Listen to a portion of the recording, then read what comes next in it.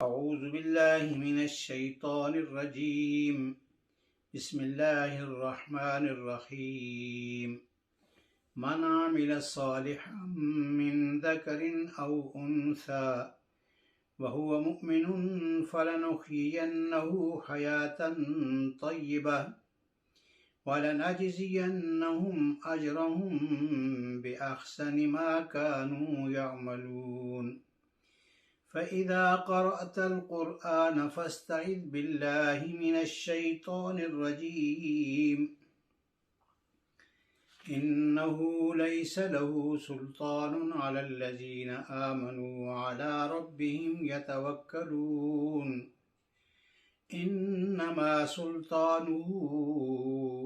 على الذين يتولونه والذين هم به مشركون. صدق اللہ العظیم.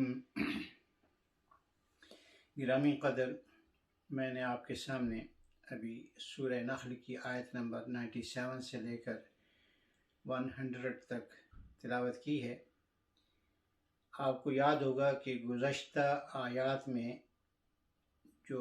عمل صالح کا ذکر کیا گیا تھا، اس میں سب سے پہلی چیز جو تھی وہ ایفائے عہد، یعنی اپنے وعدے کو پورا کرنا تھا. اگر ہم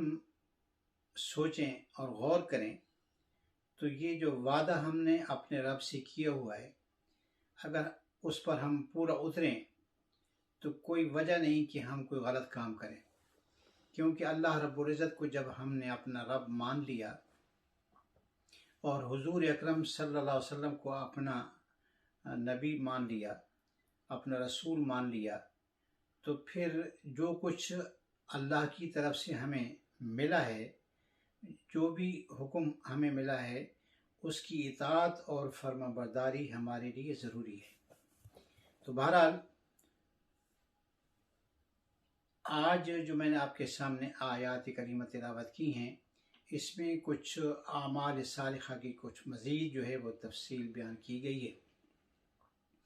اور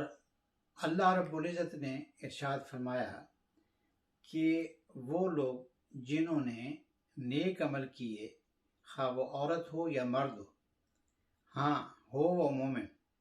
تو اس کی جو دنیاوی زندگی ہے اس کو بھی ہم اچھا بنا دیں گے، اور جو آخرت کی زندگی ہے اس کو بھی ہم اچھا بنا دیں گے. تو دنیاوی زندگی میں ہماری ساری کی ساری دوڑ دھوپ جو ہوتی ہے وہ دولت حاصل کرنا اور عیش و آرام کی زندگی حاصل کرنے کے لیے ہم بہت زیادہ کوشش کرتے ہیں. بعض اوقات ہم حد سے بڑھ جاتے ہیں، یہ بھی نہیں سوچتے کہ یہ ہم حلال آ رہا ہے یا حرام آ رہا ہے. لیکن اللہ رب العزت کی طرف سے جو فرمایا گیا کہ جو لوگ اعمال صالحہ کرتے ہیں، یعنی عمل صالح، تو وہ ان کی زندگی کو ہم اچھا بنا دیں گے. مطلب یہی ہے کہ گو کہ بے شک پیسے زیادہ نہ ہوں، مال و دولت زیادہ نہ ہو، لیکن اللہ رب العزت ایک عجیب سا سکون جو ہے وہ دل میں ڈال دیتے ہیں. اطمینان قلب حاصل ہو جاتا ہے اس شخص کو جو کہ اللہ رب العزت کی اطاعت اور فرما برداری اختیار کرتا ہے. پھر اس کو اس بات کی جو ہے وہ ضرورت نہیں رہتی، اور اس کی جو ہے نا وہ حاجت نہیں ہوتی کہ بھئی میں زیادہ سے زیادہ مال و دولت کماؤں. اگر اللہ تعالیٰ دے تو اچھی بات ہے، لیکن اگر اللہ تعالیٰ نہ دے تو اللہ رب العزت ایسے شخص کو صبر عطا فرما دیتا ہے جو صرف اور صرف اللہ رب العزت کی اطاعت اور فرما برداری اختیار کرتا ہے، نیک اعمال کرتا ہے، اور اللہ کے ذکر کو اپنا جو ہے نا وہ مرکز بنا لیتا ہے. تو یہ چیز جو ہے یہ بہت ہی کم لوگوں کو حاصل ہوتی ہے. اللہ رب العزت ہم سب کو یہ دولت عطا فرما دیں تو پھر ہمارے دل کی جو پریشانیاں ہیں وہ سب ختم ہو جائیں گی. اللہ رب العزت پھر ہمیں یقیناً اطمینان نصیب فرمائیں گے، کیونکہ قرآن مجید میں ایک جگہ دوسری جگہ ارشاد فرمایا کہ الا بذکر اللہ تطمئن القلوب، کہ اللہ کے ذکر میں اطمینان ہے. تو یہ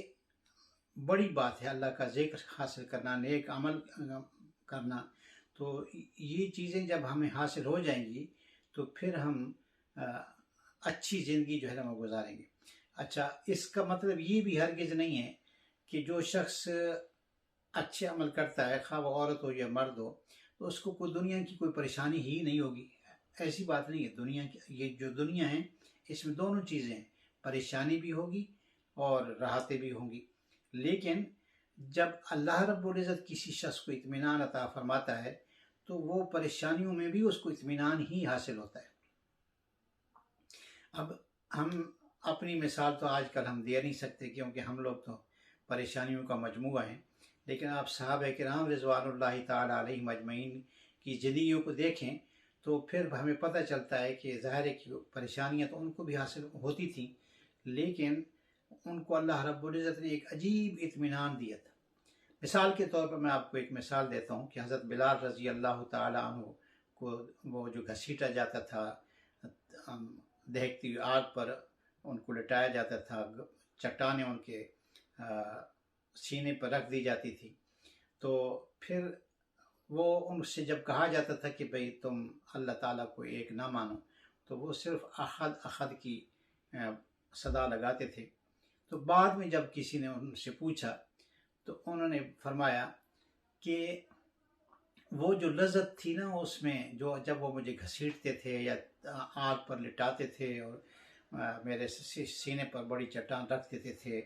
تو وہ جو لذت تھی نا وہ اب دوبارہ حاصل نہیں ہوتی ہے، یعنی کہ وہ عجیب اللہ رب العزت کی طرف سے ان کو اطمینان حاصل ہوتا تھا۔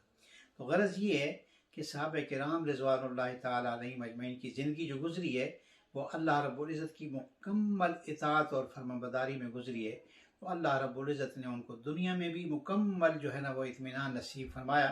اور آخرت کی زندگی میں تو ہے ہی ان کے لیے اطمینان۔ تو غرض یہ ہے کہ اس وقت بھی جو لوگ اللہ رب العزت کی اطاعت اور فرمانبرداری اختیار کریں گے تو ان کو اللہ رب العزت دنیا میں بھی اطمینان عطا فرمائیں گے اور آخرت کی زندگی میں بھی اطمینان عطا فرمائیں گے۔ تو فرمایا کہ من عامل صالحا من ذکر او انثی وهو مؤمن فلنحيينه حیاتا طیبہ ولنجزینہم اجرہم باحسن ما كانوا يعملون۔ جس شخص نے بھی مومن ہونے کی حالت میں ایک عمل کیا ہوگا،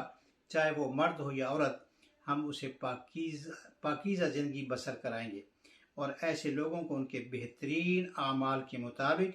ان کا اجر ضرور عطا کریں گے۔